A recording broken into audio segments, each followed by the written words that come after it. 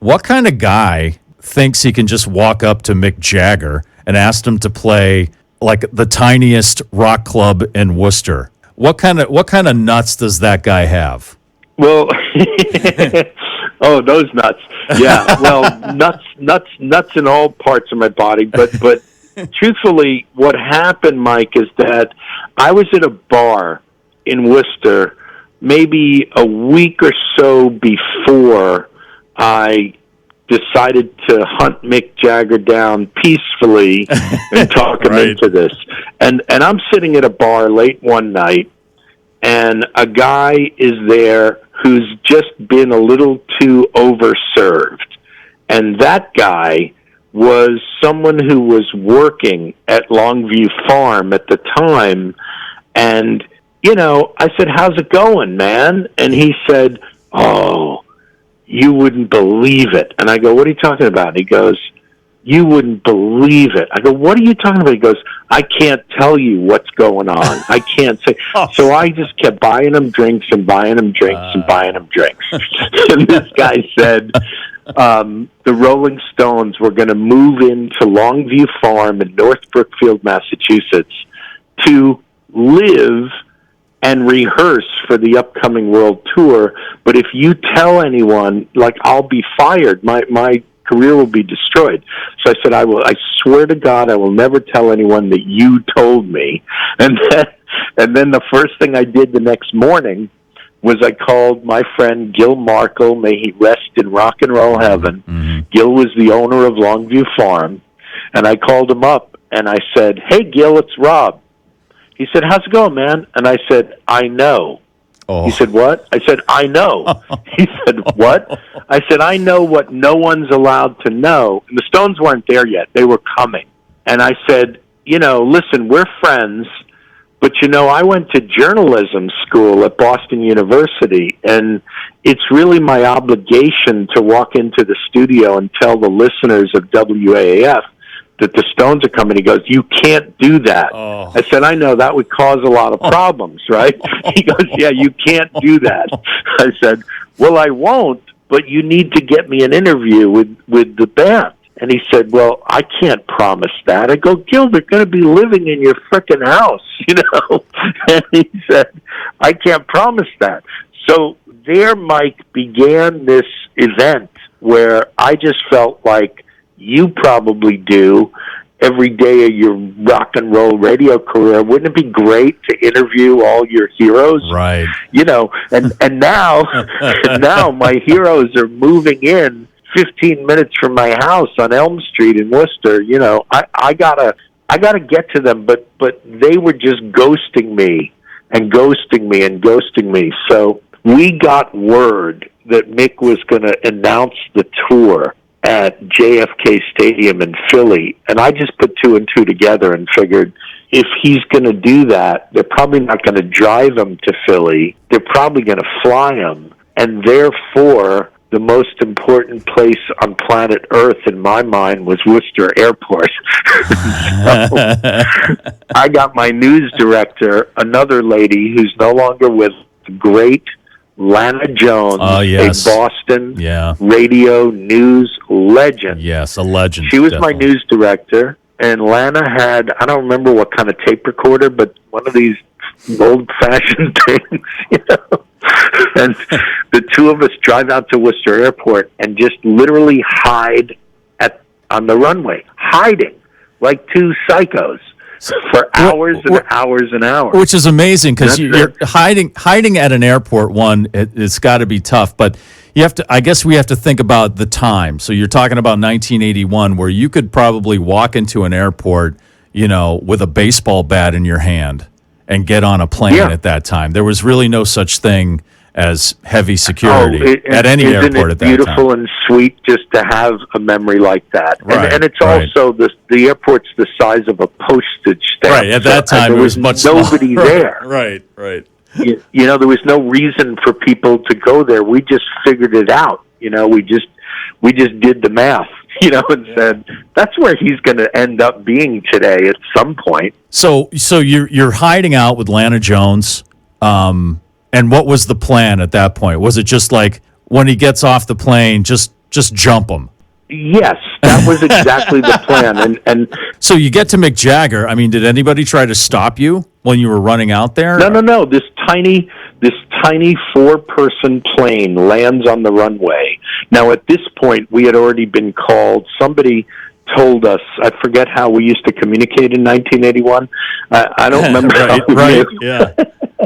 Yeah. We knew that we knew that he was already in Philly and that he was doing this. So now we knew that if he was going to come home, it was Longview Farm in North Brookfield. Waited for hours and hours. All of a sudden, this plane is coming down. Excuse me, it's coming down, and I just get the feeling like this is it.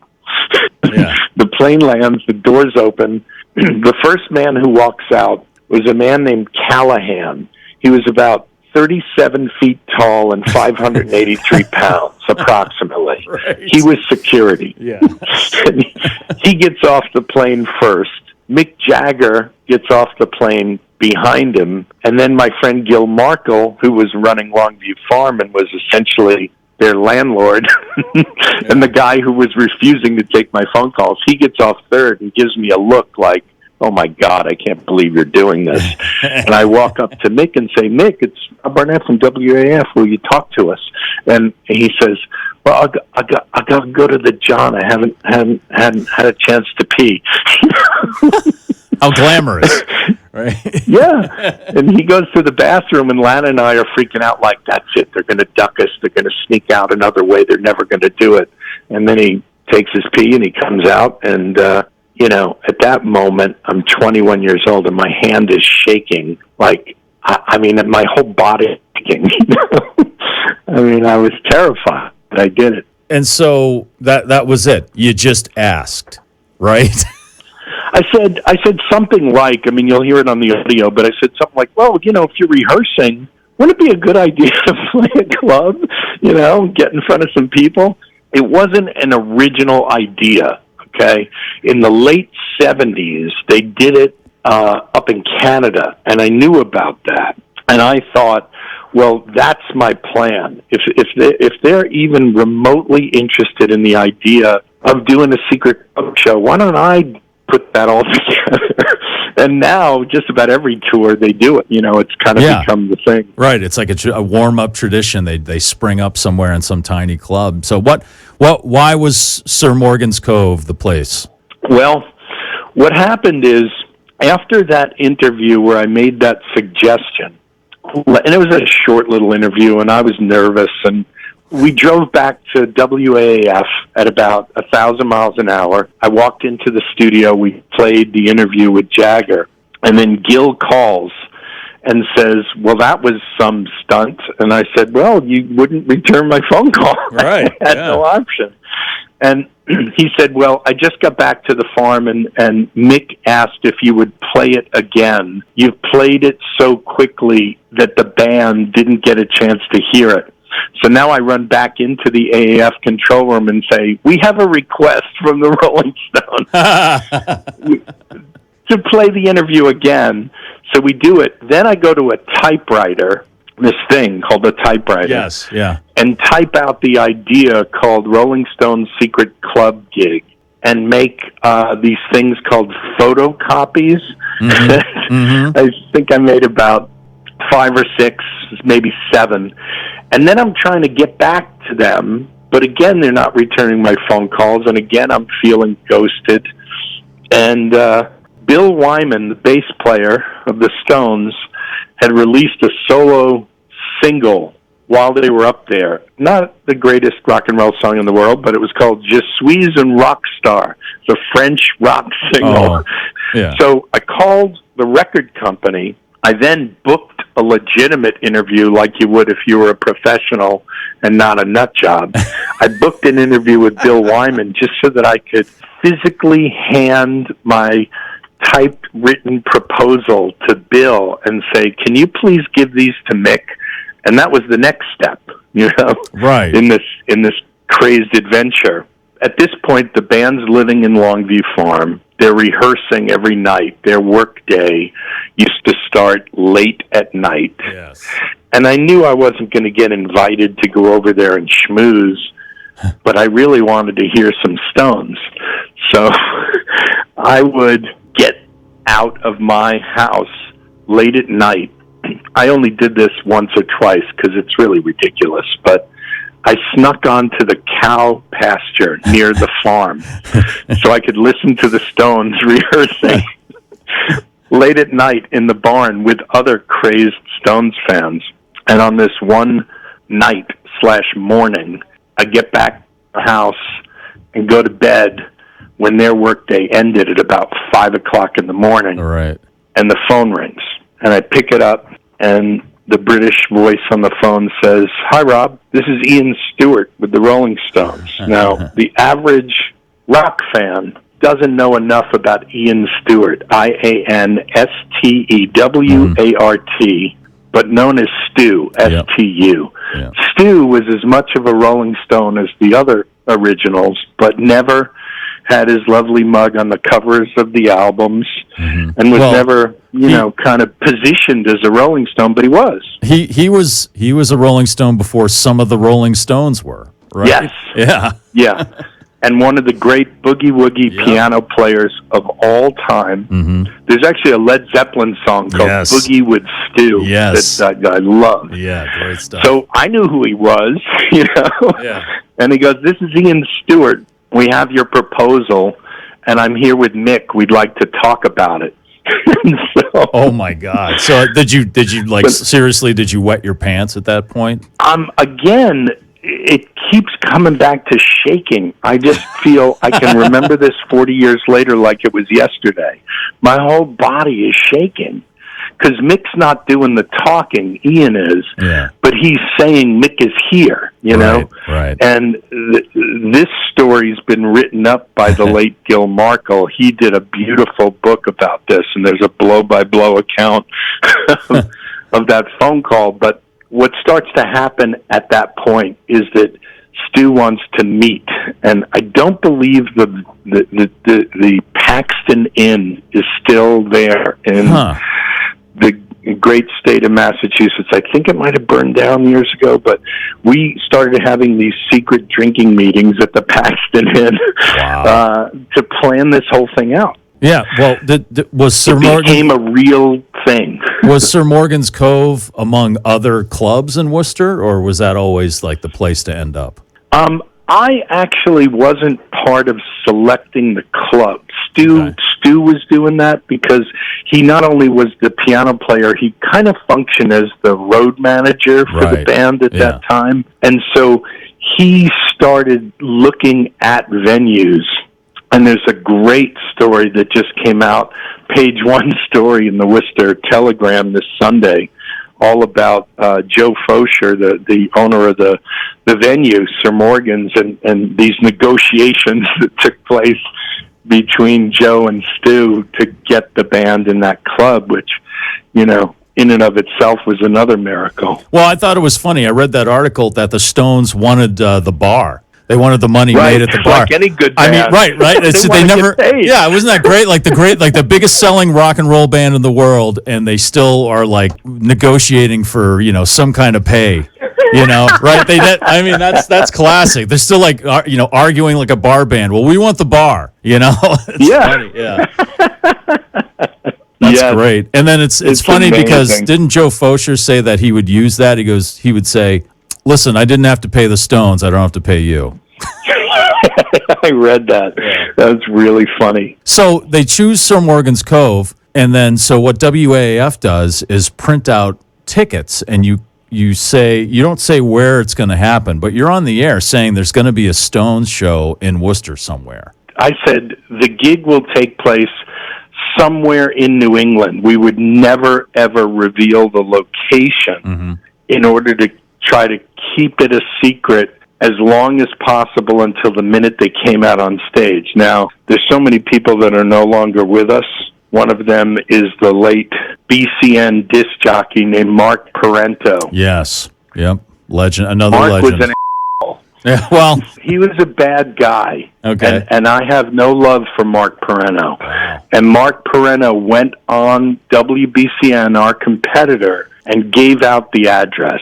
And that could have gotten people killed. Yeah. That was very, very dangerous thing for him to do because we were keeping it a secret. About what, 10,000 people showed up to Green Street? They're night? trying to. Yeah, there are various calculations of how many people were out there. The pictures are so intense, right? Yeah, that they just reprinted in the Telegram this weekend. The pictures are so intense. There were just so many thousands of people out there, and a brilliant idea to open the front doors of the club so that the people that were out on the street that had no chance of getting in could actually hear the music. Right. I don't know exactly who came up with that idea, but that was a brilliant idea that gave people such a thrill and probably kept things cool. Were you in the club? I hope you were in there. I was on stage, man. All right, good. Okay, good. I'm glad you made it inside the club. But I want to ask. They were always introduced as ladies and gentlemen, the Rolling Stones. That's how they're always introduced. So I altered that somewhat and said, ladies and gentlemen, I cannot effing believe this. Right. The Rolling Stones. Right. That's what I was going to ask you. So they come on, you introduce the Rolling Stones, you step off the stage, they start playing. At that point, has any of it sunk in? 300 sweaty bodies are crushing each other, within inches of the Rolling Stones. It was so hot and so crowded. It was a really, it was safe. No one got hurt. It's just a beautiful, beautiful thing to say this out loud, that no one got hurt. But I think it was about 109,000 degrees in that club. It was loose. It was funky. One of the things that meant so much to me, even to this day, is the song that they chose to come out and play first is the Solomon Burke cover called "Everybody Needs Somebody to Love." Yeah. And they chose that because it was on one of their first ever albums, which was all covers. Yeah. But they also chose it because that's how they used to open their earliest gigs. And that was just such a beautiful choice. It was a statement to kind of say, yes, we're the biggest band in the world, but we're also just these couple of guys, doing cover tunes of soul artists that we worship. So it just had, the purity to it that was the opposite of mega-zillion-dollar productions and stadiums and lights and they were just a bunch of guys who still knew how to argue with the owner to get part of the bar tab. I think that's so hilarious. So when they're done that night, like, what happens? They run out the back of the club. They get back. They came in like a Winnebago that they fit into that alley next door. I don't even know how they could possibly do that. But yes, so I remember that. And then I can't remember how many mornings later we had a tiny little press conference back at Worcester Airport where they were flying away to go start the tour. It felt like one of those old 1960s Beatle press conferences where they're sitting at a little desk with microphones and reporters are crowded around, shouting out goofball questions. But, they were really actually not, acerbic like the old Bob Dylan Beatle press conferences. They were sweet and loving and really appreciative of how Worcester and all towns surrounding Worcester had welcomed them, for all these weeks. So it was a really sweet event.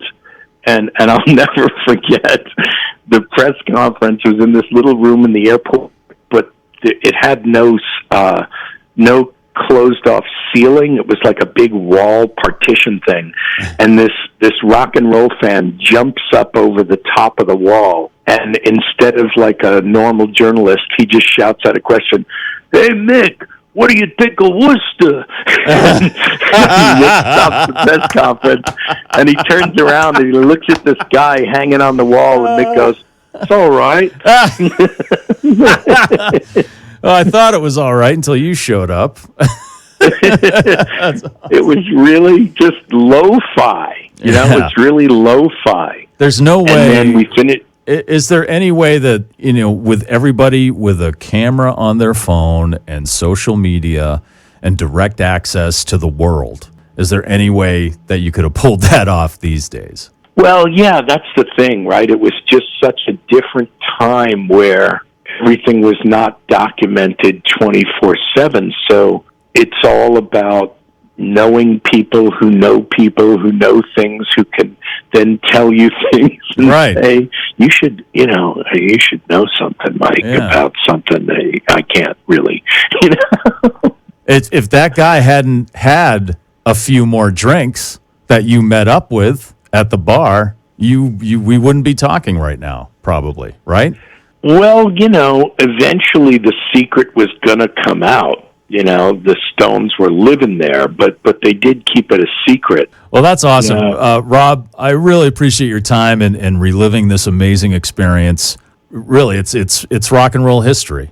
It's because AAF always had the greatest rock and roll fans, man. I mean, it's so great that you guys have reunited on the Pike. It's so perfect, that the history becomes the present and the present becomes the future. And, we need, after the hardest years of all of our lives, we need more secret magic rock and roll shows. So I'm counting on you, Mike. All right. I'll call Mick. I mean, it's that easy, right? You just asked him. So the lesson here is it never hurts to ask, and you have to be kind of a nut job to do it, right? Is that what you said? We're ending where we began, on nuts. That's right, nuts. That's the kind of nuts we're talking about. All right, Rob Barnett, thank you so much. Thanks, Mike.